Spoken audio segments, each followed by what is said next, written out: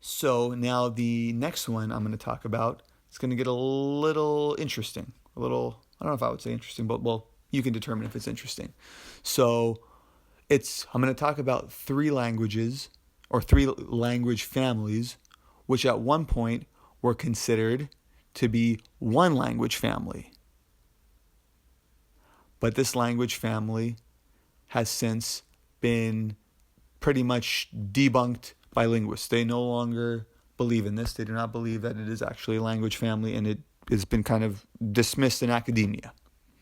And that language family was the Altaic language family, and it included the branches of the Turkic languages, the Mongolic languages, and the Tungustic languages, which now, since that language family has pretty much been, disbanded, now these are all individual language families of their own.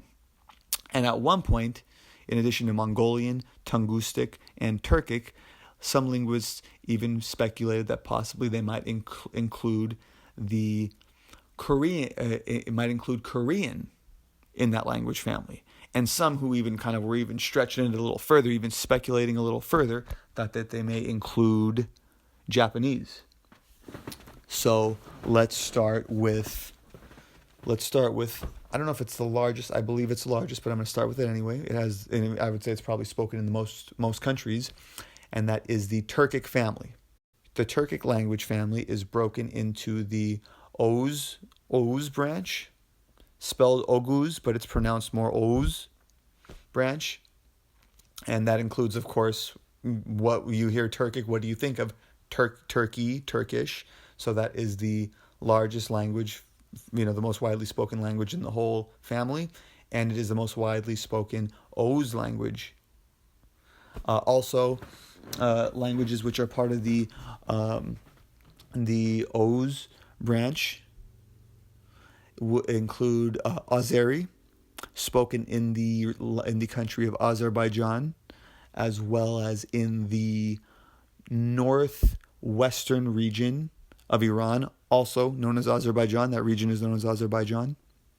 And it also includes the Turkmen language, spoken in Turkmenistan, as well as small pockets in Iran, and I believe also small pockets in Afghanistan.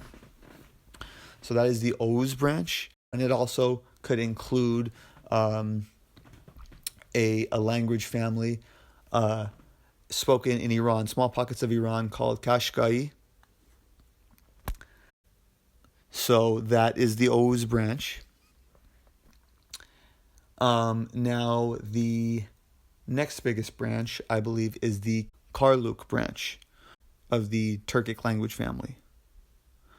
So that would include probably the biggest would be the Uzbek language of Uzbekistan. It would also include the Uyghur language of what is today the modern day province of Xinjiang in China, in northwest China, by the Uyghur people. You might have heard about them in the news, due to some of the recent human rights issues China has been having. So that is the Karluk branch of the Turkic language family. And then the next branch is the Kipchak branch, which includes the Kazakh language of Kazakhstan and the Kyrgyz language of Kyrgyzstan, both located in Central Asia. So that is the Turkic language family.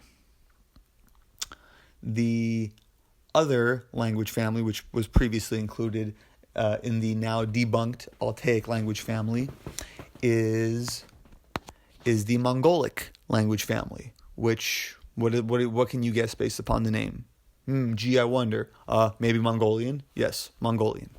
That's probably the primary major language spoken within that family. Also includes a less widely spoken language called Buryat, and it's spoken in parts of modern-day Russia.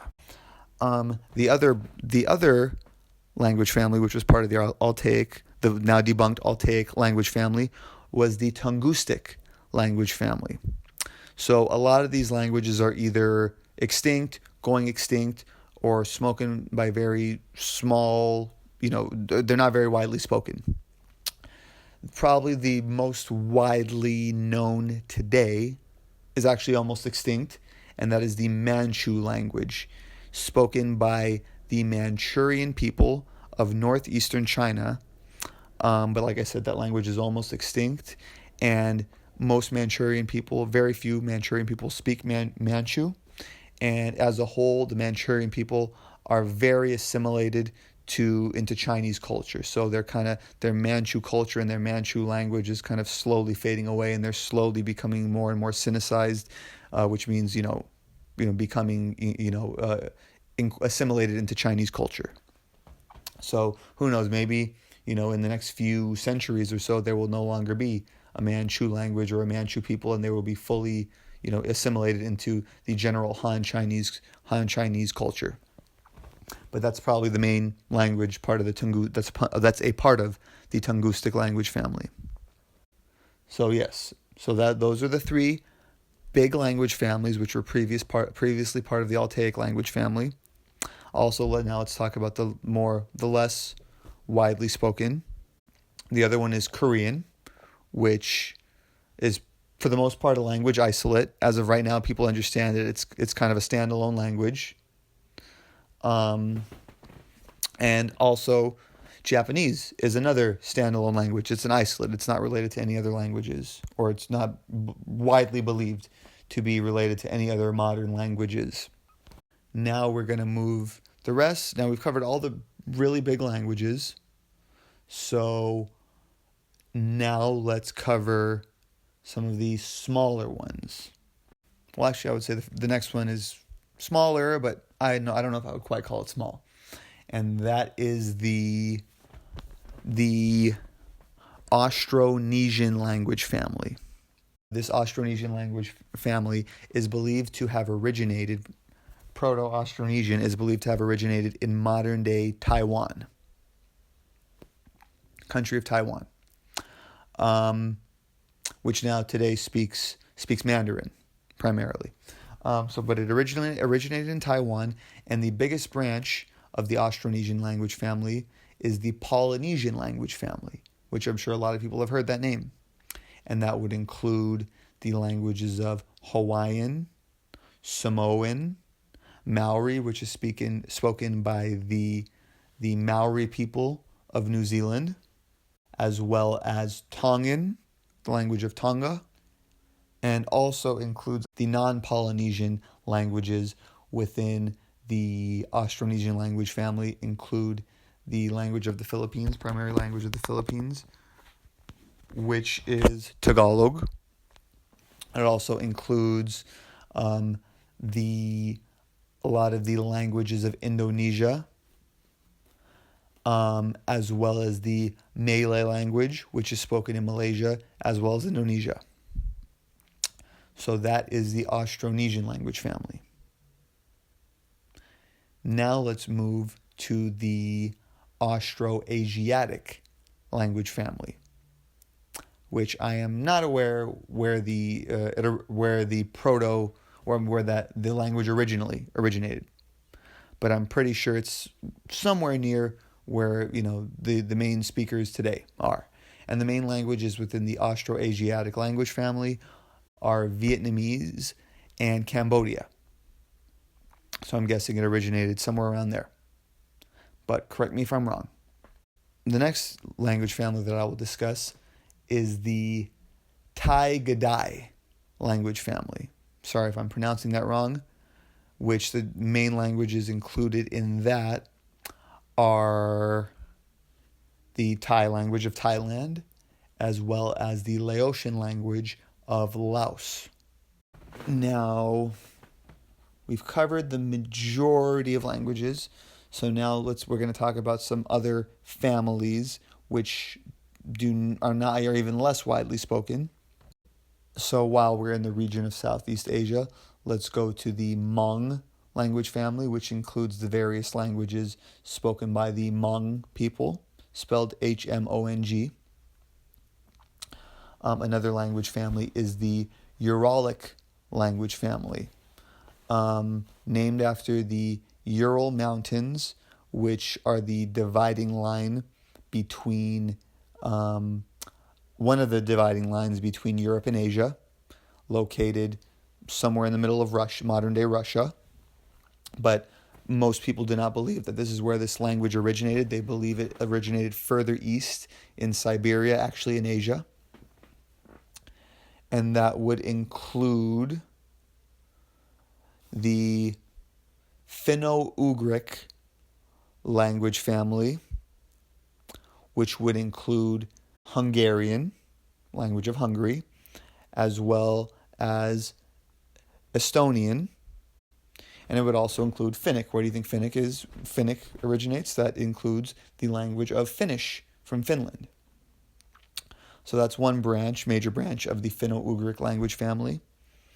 That's one major branch of the Uralic language family, and that branch is Finno-Ugric. Another major branch is Samoyed, which I'm not too familiar with a great number of languages within that branch. So I apologize, can't name any languages directly. They're all not very widely spoken. They're primarily spoken in modern day the Siberian portion of Russia, which is one of the least dense populated regions of the world. So not a whole lot of people live there.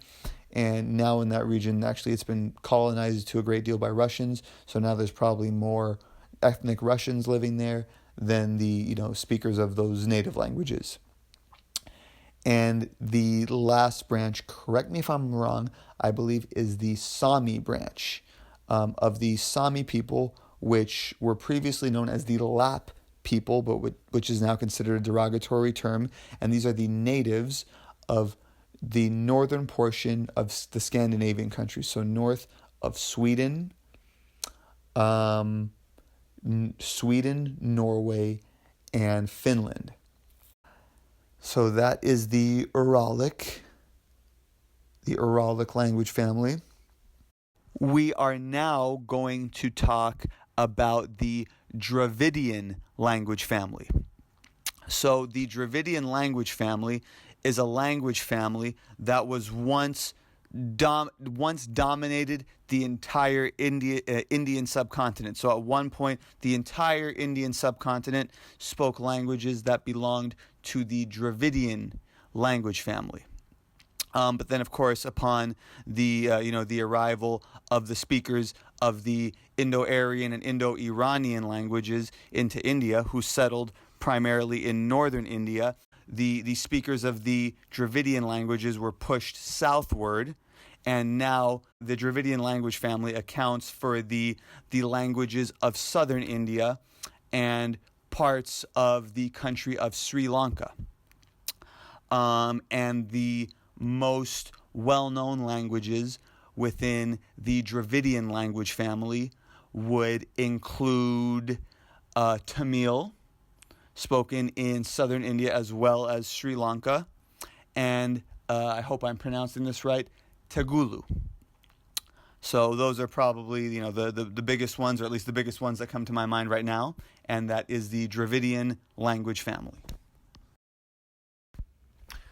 We are now going to talk about a few smaller language families which are located in close geographical proximity to one another.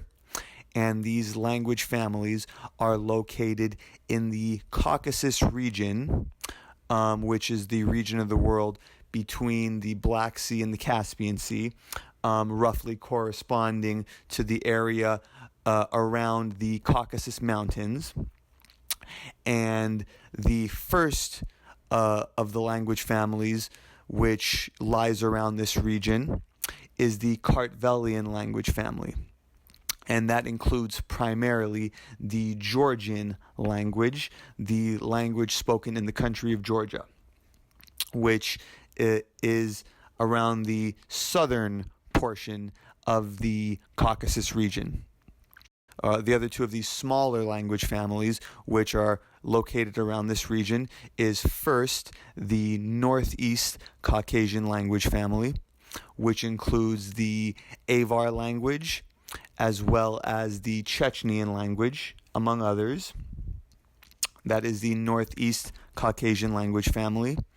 And there is also in close proximity, just west of it, as the name indicates, the Northwest Caucasian language family, which includes primarily the various Circassian languages of the Circassian people, who, were once very widespread in that region, but now have also been spread a great deal in other regions, primarily the Middle East. And the languages of the Northeast Caucasian language family and the Northwest Caucasian language family correspond to the region of southwestern Russia, including, regions such as the autonomous region of Chechnya, the portion of Russia which corresponds to the region previously mentioned, the region of the Caucasus, which roughly corresponds to the area where the Caucasus Mountains are located. So those are the three smaller languages of the Caucasian, or the three smaller language families of the Caucasus region, and that includes the Kartvelian language family, the Northeast Caucasian language family, and the Northwest Caucasian language family. We are now going to talk about another smaller language family, and that is the Khoisan language family. The Khoisan language family is the language family which includes the various Khoisan languages of the Khoisan people and peoples who inhabit the area of southern Africa. They are the native inhabitants of that region, and they also do make up a sizable proportion of the population in those regions. So that is the Khoisan language family. And then now I would say the next one, the last one that I'm going to cover, is a language family that's not even really a language family. It's almost kind of like what Altaic was. They lumped a bunch of languages together because linguists don't really know enough about all these languages to accurately categorize them. And that is the Nilo-Saharan language family. So it's a variety of languages spoken around modern day South Sudan. And some of the notable languages within that proposed language family would include probably, name-wise, name that would probably stick out the most would be the Nubian language of the Nubian people, famously known in Egyptian history. They at one point ruled the kingdom and the empire of Egypt. It would also include the Maasai language of the Maasai people of Kenya and Tanzania.